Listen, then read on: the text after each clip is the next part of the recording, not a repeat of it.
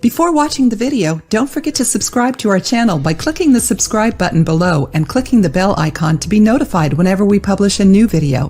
Whenever you're washing dishes and start noticing that water in the sink is backing up, that means that the drain is probably clogged. This problem will most likely end up happening to someone who isn't careful and doesn't take the most basic precautions. Most of the time, the backup happens due to a buildup of fat in the pipes. When we rinse fat down the drain, it's normally liquid, but ends up congealing and blocking pipes. Pieces of food and vegetable or fruit peel can also pile up where the pipes curve and keep the water from flowing. So what do you do when this happens? Do you call a plumber? Do you buy a chemical product to unclog your sink? Most people probably don't know that these products contain harmful substances that can cause skin irritations and breathing problems.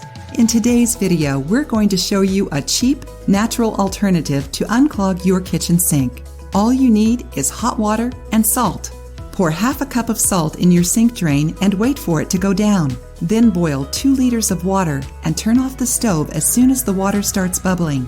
Pour the water down the drain slowly.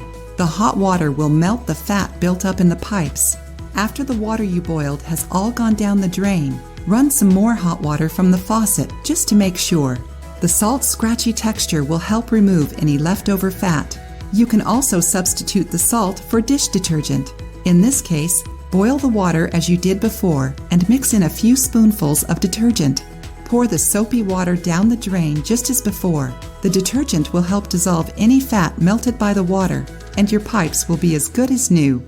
If the buildup is being caused by pieces of food, then your best option is to unclog it manually.